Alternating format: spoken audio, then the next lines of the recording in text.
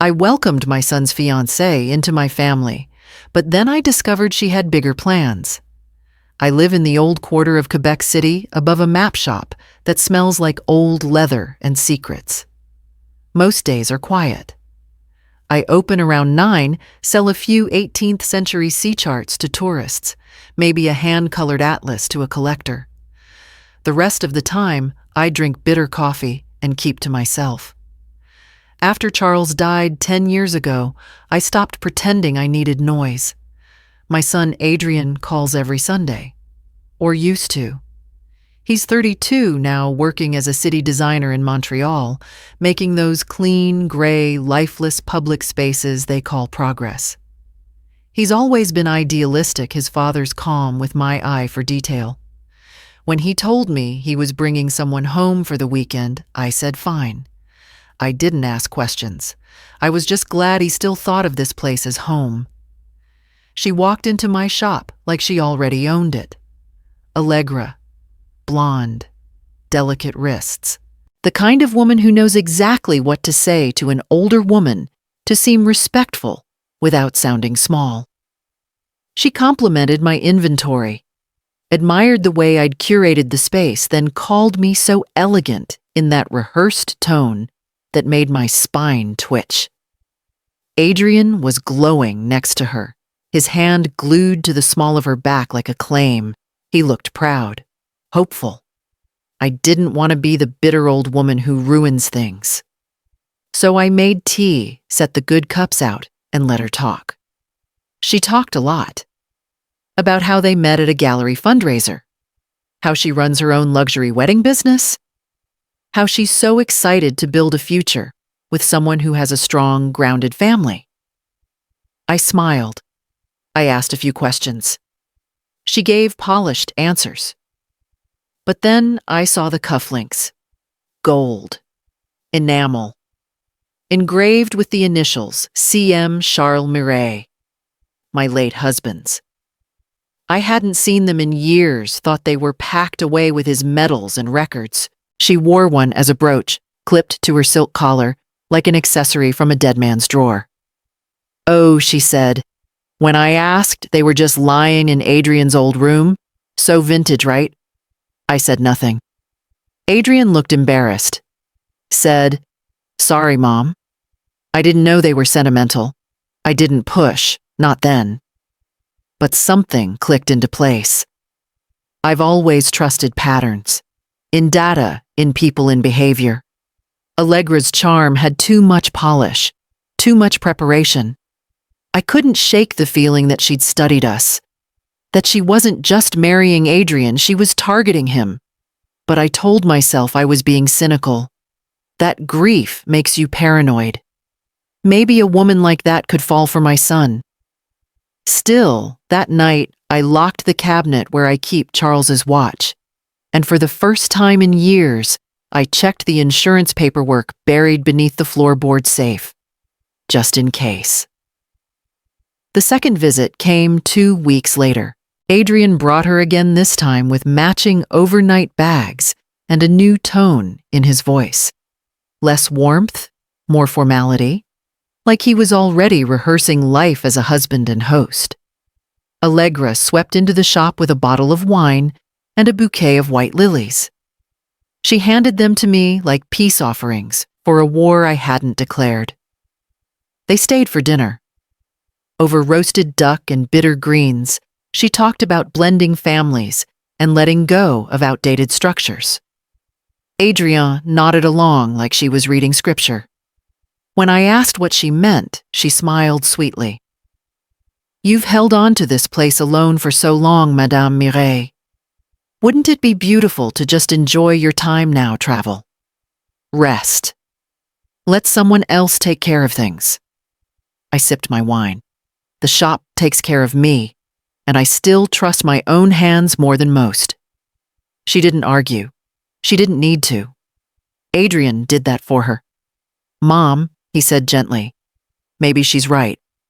You work too hard. I mean, we're lucky you're still healthy, but what if something happens?" Allegra placed a manicured hand on his arm. "Exactly. We were actually thinking it might be smart to set up a few things.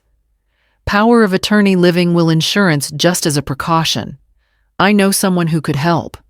I've seen a lot of families torn apart over last-minute decisions. Whose decisions, I asked. Allegra laughed, but it didn't reach her eyes. Oh, just general life stuff. Don't worry. I wouldn't touch a thing without your permission. I nodded. Ate my duck. Watching her fork barely graze the plate, but somehow she was always chewing. The next day, Adrian came by alone. He brought forms, light-hearted casual. It's just basic paperwork, Mom. Allegra's friend drafted it. Healthcare proxies, emergency contacts, that sort of thing.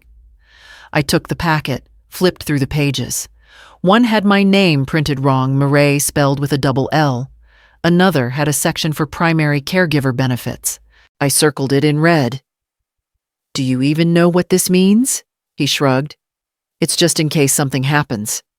It's not like anyone's trying to steal your oxygen. I didn't sign anything. Later that week, when they left for Montreal, I did what I always do when something doesn't add up. I followed the numbers. Adrian had left his laptop open on the shop desk. He used to do that all the time when he was a kid. I never snooped then. I do now. In his recent tabs was a link to their shared wedding planning folder, Project Forever Allegra had called it. Budgets, mood boards, venue contracts, and a spreadsheet labeled Forecast. One column detailed venue costs, another tallied gift expectations. The last column was titled Contingency and Long-Term Payout Planning. I clicked. There was a line item labeled Projected Inheritance EM, a date next to it, October 3rd, and next to that, a sum $420,000 CAD. I stared at the number like it might blink and correct itself, like it might tell me it meant something else. But it didn't. That night, I poured myself a glass of scotch and stared at the reflection in the window. I didn't look scared. I looked tired. And suddenly, very old. They weren't just planning a wedding. They were building a future where I didn't exist. I didn't sleep the night I found the spreadsheet. I lay in bed with my hands folded across my chest like I was already preparing for a casket. The number $420,000 glowed behind my eyes. A tidy sum. Enough to pay off Allegra's business debts. Enough to start a new life somewhere far away. Enough apparently to bury me and still throw a stunning wedding.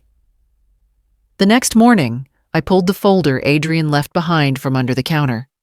He'd called it just backup copies, but the man had never organized a day in his life. He'd always depended on me for that. Inside were 5 documents printed neatly in soft ivory paper. Legal. Impersonal. Cold. The third form stopped me. It was a life insurance policy.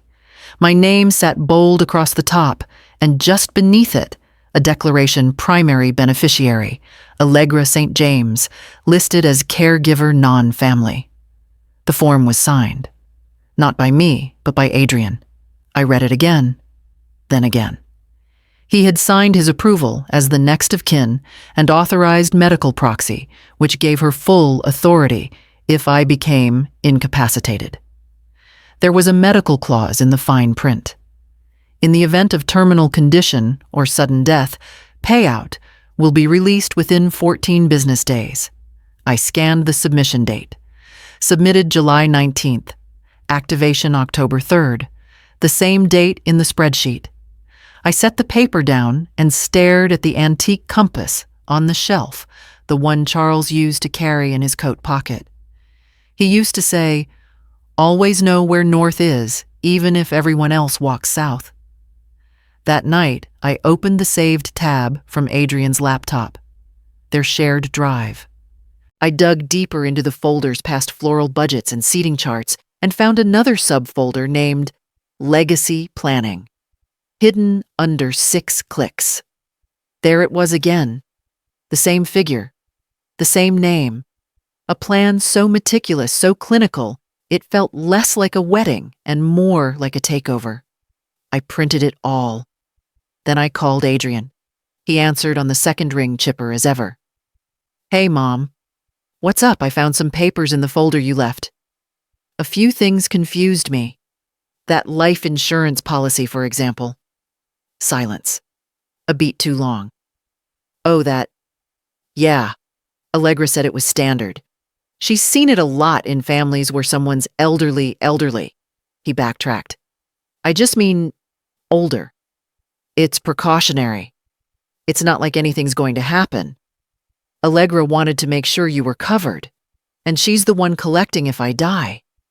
Only if it's sudden." "Mom, you're being dramatic. This isn't some scheme. She's trying to help.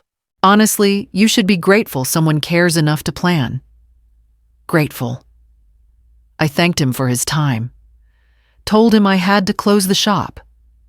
I hung up before he could call me cold. I sat in silence for a long time, then walked slowly into the back office. Opened the locked drawer, pulled out the manila envelope with Charles's signature still intact across the flap. Inside were the original titles to the building. The safe deed. The one thing no one had asked about yet. Not yet. My son had signed away my life like it was a formality. Not to hurt me, I believed that. But because somewhere deep down he'd started thinking of me as part of the past, that was the moment I knew I wasn't just at risk. I was in the way. The next time Adrian called, his voice was different, measured, clipped, like someone reporting from behind enemy lines. He asked if I was feeling okay. I said I was fine. He didn't ask anything else. When he and Allegra visited the following weekend, I caught the sideways glances, the whispered exchanges. She brought chamomile tea and a bottle of magnesium supplements, left them on the kitchen counter with a note. "Just something to help with aging bones. 3. Adrian barely looked me in the eye. That night, he pulled me aside and said, "I think you're projecting some of your grief onto Allegra. She's not trying to replace Dad, Mom. She's just trying to be part of this family." "She already is," I said. "More than I ever invited her to be." He sighed, frustrated. "You've always had trouble letting people in. Don't sabotage this just because it didn't come in the form you expected." I didn't answer. What I wanted to say would only push him further away. After they left, I called an old colleague from my forensic accounting days. Delphine. She owed me a favor. I asked if she could trace any unusual financial activity tied to Allegra, offshore accounts, name changes, insurance policies filed in other provinces. She said she'd start digging. Then I went to the hardware store and bought 3 motion-sensitive cameras. I installed them in the shop, one above the register, one by the office door, and one tucked inside the grandfather clock across from the reading table. I told myself it was for security, but we both knew it wasn't. It took 2 weeks. 2 weeks of pretending nothing had changed. 2 weeks of Adrian not calling. 2 weeks of Allegra sending cherry texts with photos of centerpieces and dresses. Then one night, the clock camera caught her. She thought I'd stepped out. She stood by the window, holding her phone to her ear. Her voice was quiet, smooth like honey sliding over glass. "She's still here. Yeah, stubborn as ever. I swear once the insurance hits, we relocate. I've already got a place lined up. The old woman's hanging on too long. It's honestly starting to get inconvenient." She laughed. Whoever was on the other end laughed too. I didn't sleep that night. I watched the clip over and over, memorizing the angle of her smile when she said inconvenient. The next morning, I called my doctor's office and asked for a consultation. "Routine," I said. I wanted it written that I was healthy, lucid, and in no need of assisted care. Then I began planning my own little test. The collapse would need to look real fast enough to trigger panic, quiet enough to stay out of the papers. I practiced alone in the back room, timing my breath, learning how to fall without breaking anything. I staged, the space moved a few rugs, and loosened a floorboard. If they wanted a tragedy, I'd give them a rehearsal. Let's see what they'd do when they thought the money was finally coming. The rehearsal dinner was held in a glass-walled event space on the outskirts of Montreal. Polished floors, white tablecloths, everything dipped in champagne tones and curated smiles. I wore navy silk simple pearls and the shoes I always wore when I needed to walk through fire without flinching. They seated me at the end of the head table next to Adrian. He looked tired, older, like something inside him was starting to bend. Allegra flitted from guest to guest like a performer on opening night. She kissed cheeks, refilled glasses, and offered knowing glances to women she'd just met. No one could tell it was all smoke except me.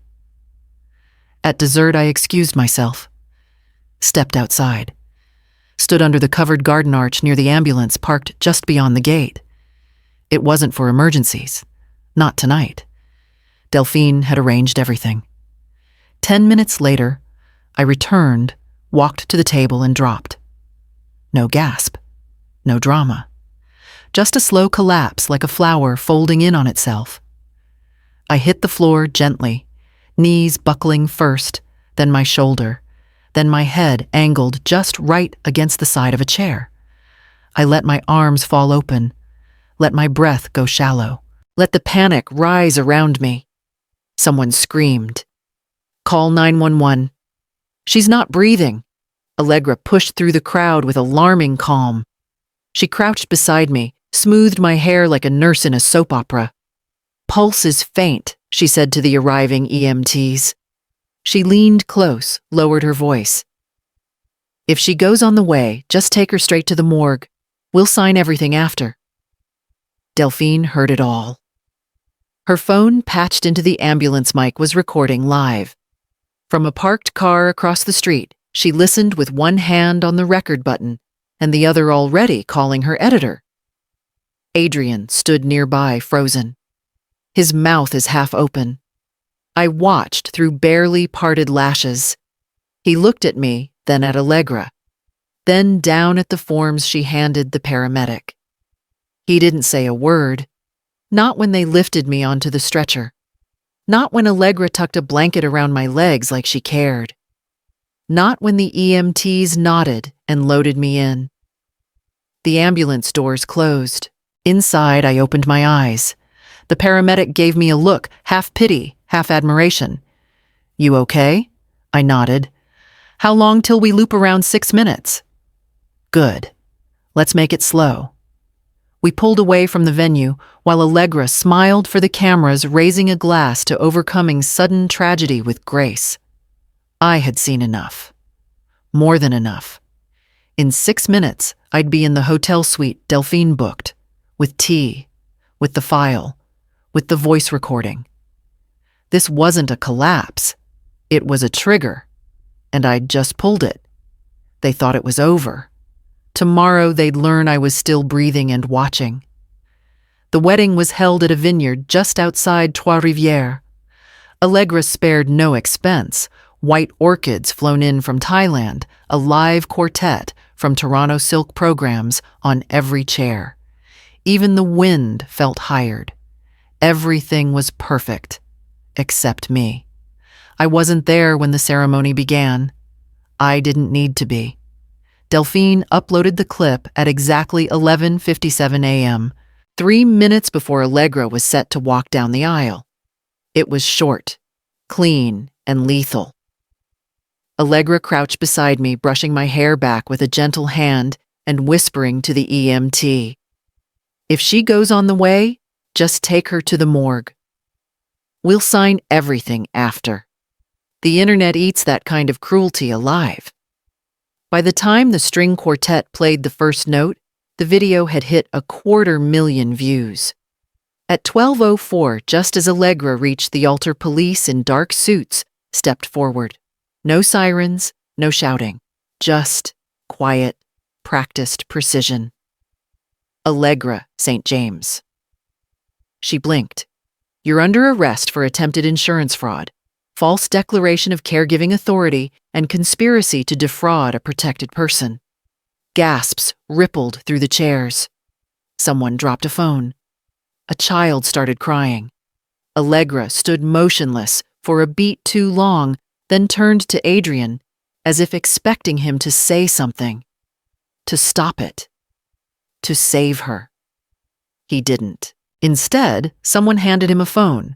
The video was already cued. His hands shook as he watched. First confusion, then horror. I didn't know he tried. She told me it was just precautionary. The officer ignored him. They cuffed. Allegra cleanly stepped back and led her down the aisle she'd rehearsed so many times, only now it was the walk of a woman exiting her own lie. I arrived just after.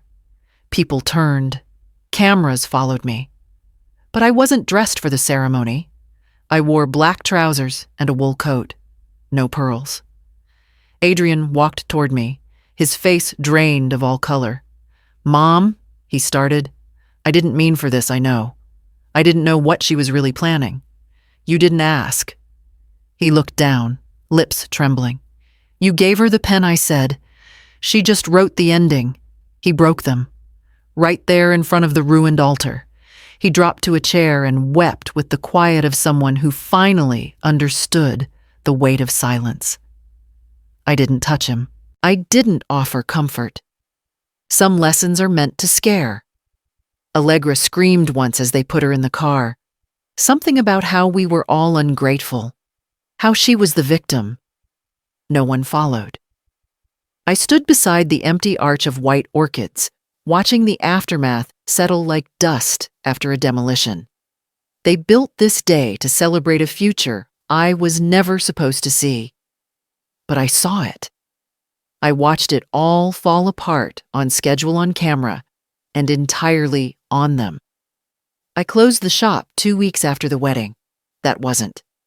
Packed the charts with care, sealed the drawers, locked the safe one last time. The city felt too loud after everything too close. Every customer who lingered too long, every polite smile felt like a question I didn't want to answer. I left Quebec without telling anyone, not even Adrian. Rented a small cabin by Lac Simon, where the fog rolls in slowly and the trees mind their own business. I brought only what mattered: my books, a kettle, Charles's compass, and a single cardboard tube of old drawings, Adrian wrote. 5 letters in the first month.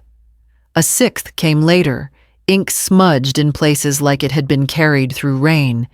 He said he was sorry, that he'd sold his car, emptied the joint accounts, and returned every gift Allegra's company had sent out on their behalf, that he ended the lease on their condo and moved back into a modest apartment, that he couldn't sleep, that he saw my face every time he looked in a mirror and hated the reflection. He didn't ask for forgiveness, only that I was safe. I didn't write back. I didn't need to. But one morning, after the frost had settled along the window panes, I opened the tube of drawings and found the old map he made when he was 8. A treasure map, all crooked rivers and stars with Mom's Island written in red crayon at the center. I hung it above the fireplace. The paper had yellowed, but the ink still held. Maybe that was enough.